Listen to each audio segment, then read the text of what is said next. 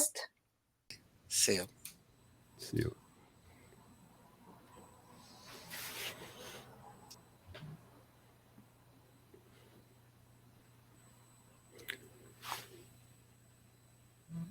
Discussion room available. Join discussion room. You are on air. Hi, Bruno. Breno. Hi, Cristiano. Breno. Yes. Hi, Breno. How are you? Fine, thank you. So Alejandra should be here, and so should be moved automatically. Alejandra, are you there? Oh, sorry. Here I am. So sorry to be late. Hello, Cristiano. Hello. So, okay, this is our second paper, a survey of video game testing by Cristiano Politowski. And we also have here Fabio, is that? Yes, Fabio. Okay, Fabio Petrillo. Okay, go ahead.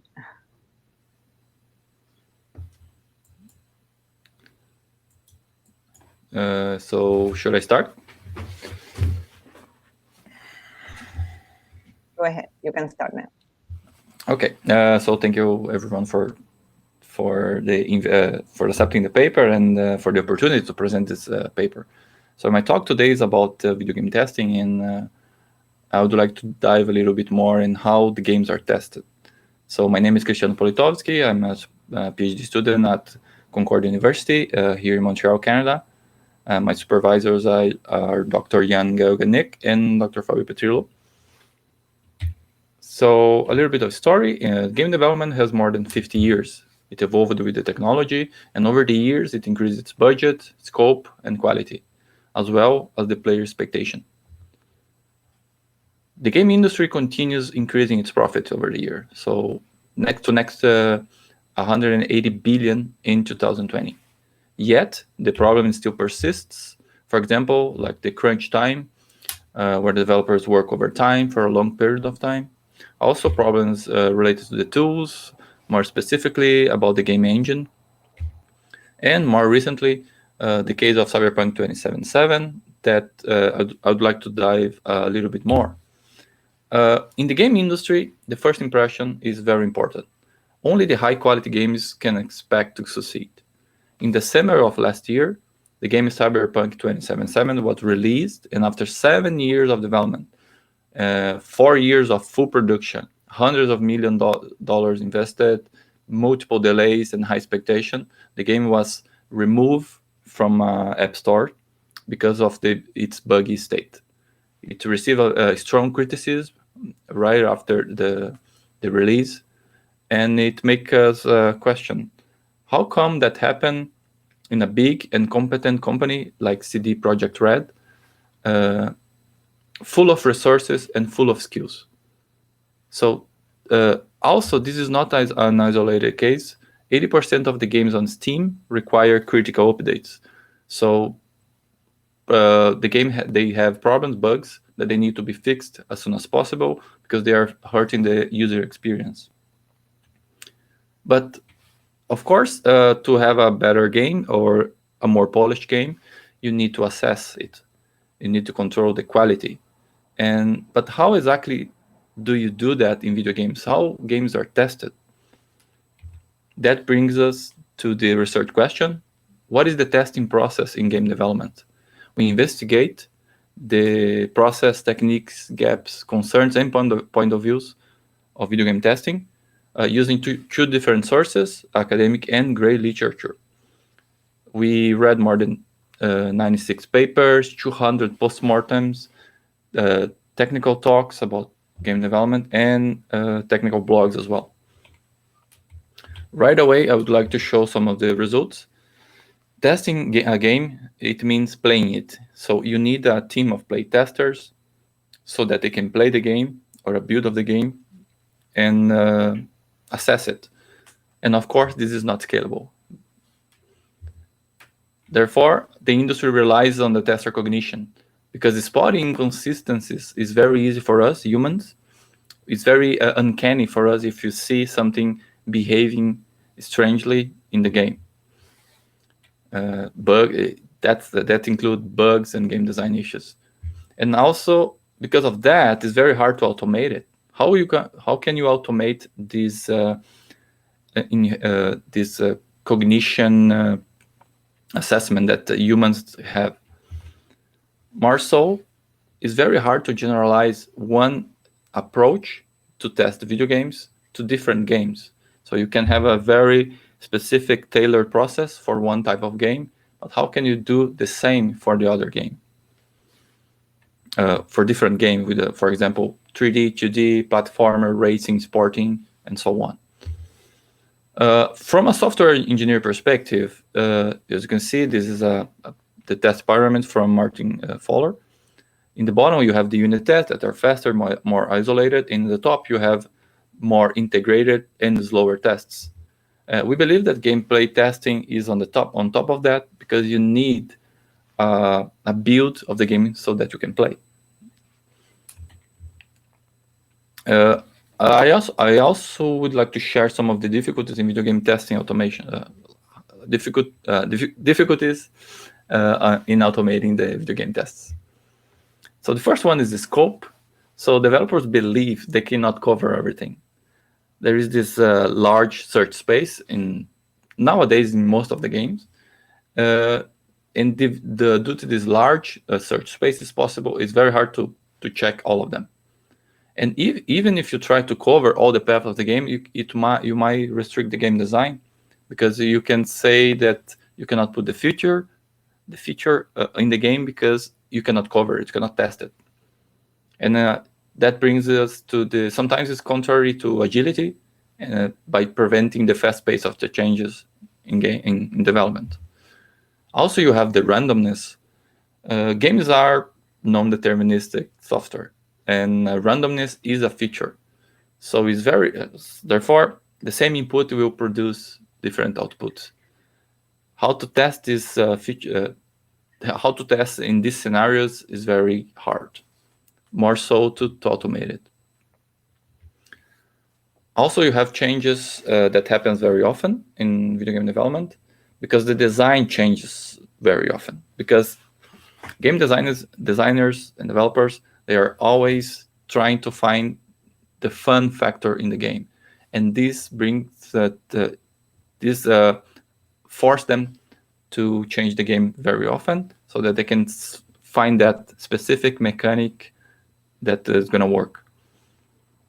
And also there is this disposable code, because normally when your game is not a service, you can deploy it and make some patches, and that's it. You don't need to deal with the code anymore.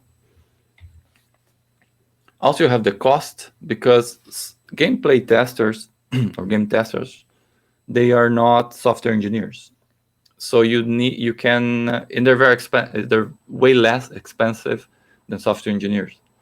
So the cost of hiring developers to write these additional lines and keep up the automation and scripts and everything else, you have a upfront cost that might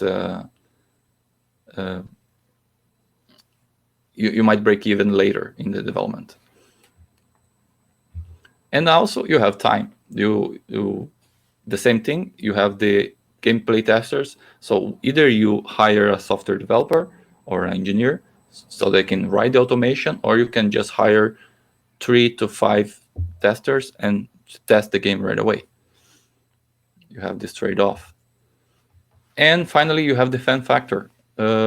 How is this game fun? How can you capture the fun of the game in how can you automate that? How can you write, for example, a script that can tell you that is this game fun? This is very hard. There are some works towards that, but we believe that we should leave this part of the testing for the humans and automate other aspects, like, for example, regression. Also, I would like to share some of the problems in game testing. The first one is insufficient testing. There is lack of testing, and developers complain about that they need to test early in the phases. in the phases, in the cases, in the production phase. And also there is lack of unit, regression, and beta testing. Also time constraints and testing tools, no testing tools in this case. So this is the main complaint in the game testing community. Also, process and testing plan issues, because sometimes they have a QA team that they are in a different team or a different location even, and then sometimes they block the development team, and the feedback between them is complicated.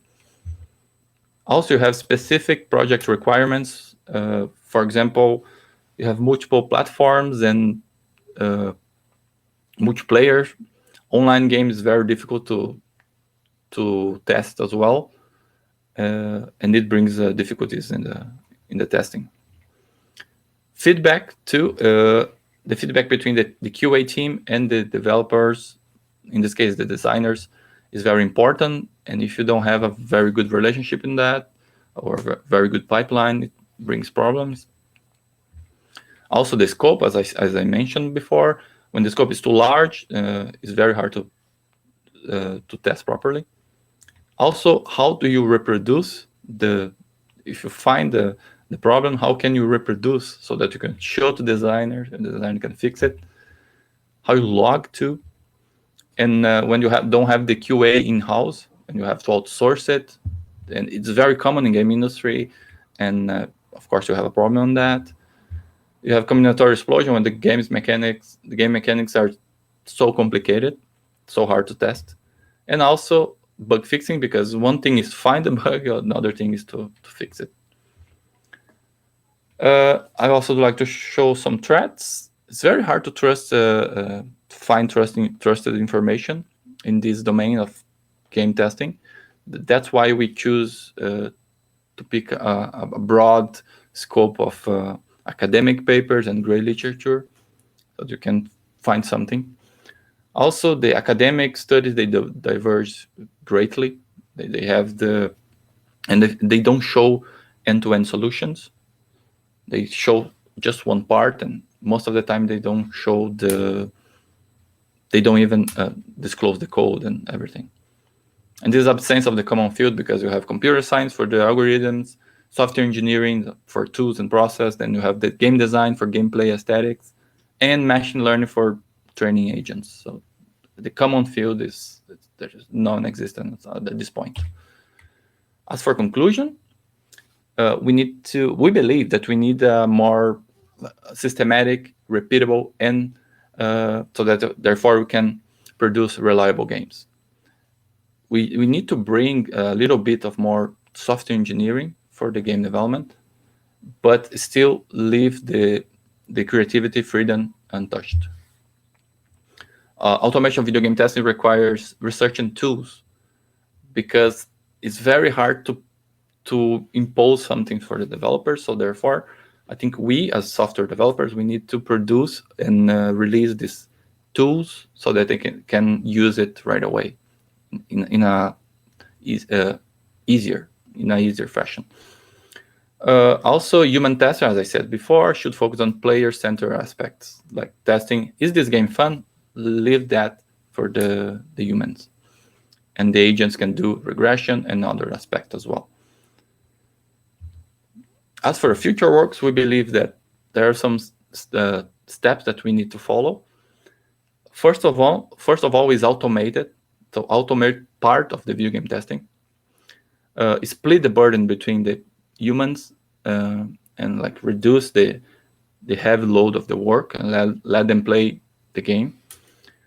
Offer a reusable solution so that they can span multiple game genres, like RPG, play a sports game, fighting game, and so on and so forth. Also, offer a friendly solution for designers so that they can easily use it. You don't need to program, don't need to go deep into the programming part. And also focus on small and medium studios, because big studios, they have the resources to build a tailored ad hoc solution for their needs. So if we focus on this small and medium studios, sometimes they some developers, independent developers, they're like one-man army, literally one person doing all the work. So they don't have time to test. So we need to produce something that they're easy to use and they can put in the pipeline easily. And we believe that automation, at least partially done, is the way to do.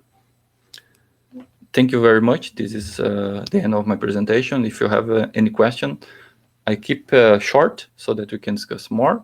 And if you have any more questions, you can either send me an email or check the paper as well. And thank you very much. Thank you very much, Cristiano. So, my worst nightmare happened because I got disconnected from the internet in the middle of your talk. So I'm very sorry. I didn't got all of it because, I thought this was a very, very interesting paper. Nice work, because, it shows really an area of vacancy that it's very important. How do you automate the testing of video games? So while other questions pop up, I was thinking, so you talk about poor feedback, right? In the report, in the from users. How do you think that a tool can help with that, with improving feedback? Yeah, nowadays the loop is you produce a build of the game, a person plays the build, and talk or write a small report for the designer. If you find any bug, you report how to reach that bug. You jump the stairs and you climb up, and then you get there. It's not automated, it's not effective, and it's not scalable. Anything that you do, that you can do to automate that part and produce like better feedback will help. So we are in an area that anything can help in this case. So I believe that if you can, for example, regression testing, we can create agents that they can just keep like a CI pipeline of some sort. They can keep doing that, doing the same steps over and over, and produce the results. Maybe in heat map, I don't know. Heat map could be something. So maybe something that keeps the trace, a tool that can added like an extension to the game, and then keep a trace of the actions of the user. Yeah, exactly. But keep in mind that it might the same input might produce different outputs, right? That's the big challenge in this area. It's not like you create a unit test and you run over and over and that's fine. You need to even if with different outputs, you need to assert that as okay. This is okay even if it's different. So the feedback is a problem indeed, and how to report this for the game designer so they can, this is not supposed to happen. Right. So we have a question from Francesca. She says, you reviewed both the academic literature and the gray literature. Did you find different results, hints, perspective, challenges, research directions in the two reviewed different sources of video game testing? Which are the main differences between academic and gray literature results, or are they the same? Very good question. They are not, but there is a gap. It's not that they are not different, but there is a gap. In the academic field, we actually always thinking very basic, like sometimes we produce an end-to-end solution, and this is not you cannot apply that in the real world. This is a problem. That's one of my part of my thesis, because you need to produce something that's easy to use and that they can use right away. Sometimes I read many papers that they are good solutions, like very interesting, clever solutions, but you cannot just go there and apply it because it's not doable. It's just not good. So I think the great difference that I can say is the difference between can you apply that solution or not.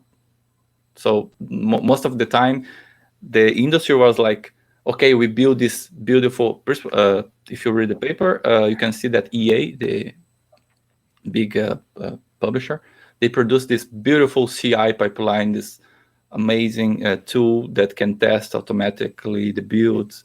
It's great. It's very, very on the way, right? But in academic field, no, we build this language that can map the mechanics of the game. But if you bring to the real life, you cannot apply that right away. So we need to, take those world and close the gap. Right. So there's another question from Mike. Mike, have you come across any game developer teams that recorded the gameplay of the testers on the game engine level and used that as a base for future testing? Just wondering if something like that exists. You mean during the development, the person that uses it? I'm not sure if I got it, but I believe playing the game while the game is in development inside the game engine and record that. No, I think maybe they're talking about while they play, if the sessions are recorded. Yeah, that's the way they do normally. They record. They literally put a person playing the game, and they keep taking notes and what is happening. And but this is to find if the gamer, the user, the tester is surprised or not. Yeah, that's something that happens. And one thing we could do is automate this process. Instead of putting a person to play, maybe we can put some agents to play the game. Right. Right. It's similar to user testing, right? When yes. You put someone, to see if they are satisfied and, how long does it take. So, okay, Nikki is asking, do you think that you may have just made a good case for doing unit testing and not higher level testing with all the difficulties that it brings? Yeah, very, very good question. The thing is, I didn't show here, but if you take the architecture of game development or game engine in general, you have in one level, you have the game engine.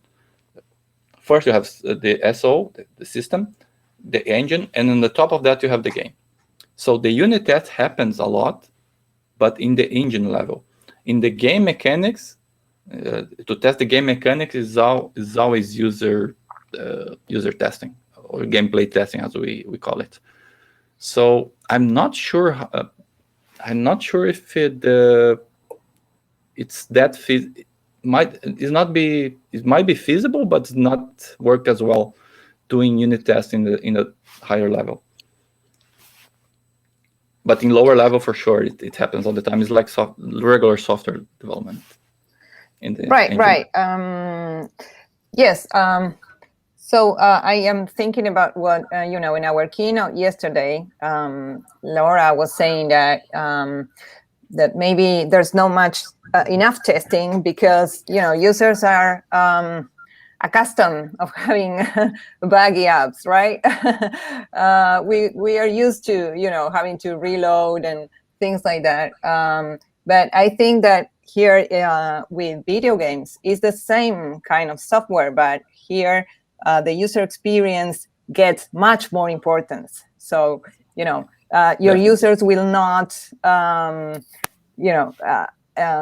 be able to, just say, okay, I reload. No, they will quit. They will not use your game if it's boring or something, right? So there's many questions here. So Brennan says, did you find any video game companies that were found to have sufficient testing methodologies, or are these challenges universal right now? That's another good question. Yeah. Many good questions, actually. I found one game company. It's called Rare. That they create this so many tests. There is a talk. There is it's on the paper, but also you can find in maybe in YouTube, or I think you can find in YouTube. It show how their pipeline work, and they have so many tests, and it brings is from unit testing. They create some different type of tests called actor tests that they isolated one specific part. One specific mechanics, for example, open the door. Just that mechanic is like unit testing, but visually. They create that, and it's amazing. It's great. But two things. One, a very big company with a lot of resources. Two, is a game as a service. So they keep they have a team, a big team. Is for the Sea of Thieves, the game, the name of the game. So they keep improving and sending constant patches and bug fixing every time. But you have games, for example, like Last of Us, that you produce, release, apply some bug correction, and you don't work anymore, right? So you have different approaches for different type of games. Right. So Lawrence says, what do you think that was the real problem? Why especially Cyberpunk failed? Only 2 less testing? I am not an expert in these fields, but I guess 7 years should include also a lot of testing, or what? Yeah, the Cyberpunk, for sure, is not the testing. Testing is just one part of it. But Right. As you saw in the slides, the CEO of the company said, oh, we tested, but we couldn't find the problems that you are finding now. Because the game is so big. Right. We can talk about Cyberpunk for hours and hours, but testing just one part. Then you have the complicated development, and you have crunch time over there too. A lot of turnover of developers. And the game is too big. The scope of the game is too big. They wanted to embrace the world with that game. Right, when you have different branches in the story and you can choose, randomly, yeah, I guess. So Nikki, so she asked before about unit testing, and she's adding, unit testing may not be good if there are timing interruption problems, but right, thanks anyway. Renan says, thank you. Antonia is asking, what about crowd testing as for mobile apps? I saw maybe 1 or 2 papers that show how, I think it's for that, exactly for that. They create a tool, I think it's embedded in the game engine, that you can, with one click, like a plugin for Unity, if I'm not mistaken, one click you can send to Mechanical Turk or something like that, hire someone so that they can play it. This is very nice, but it's not you're not automated, you're just like outsourcing, right? But it is a nice approach indeed, especially for the small studios. Right. Yeah, well, the thing is that, the area is so huge, right? So you have so many different categories of games that I guess it's very difficult to approach all of them in an automated way. But maybe, if you take a category of games, are you thinking about something like that in the future? Just take like one kind of game, and try for that? A good question, Alejandro. But they call me crazy, but I'm trying to generalize. For my thesis, I'm trying to go one step down in the game engine, produce a tool that can serve like umbrella for all the games made in that game engine. So it's on a lower level. So my plan is to produce something in the game engine level so that it can take everyone that was produced by that game engine. Okay, well, good luck. It's a great work. So I'm sorry I have to leave, to the next backstage, but you can join them in the discussion room. Thank you both. Bye. Thank you, guys. So where do I go?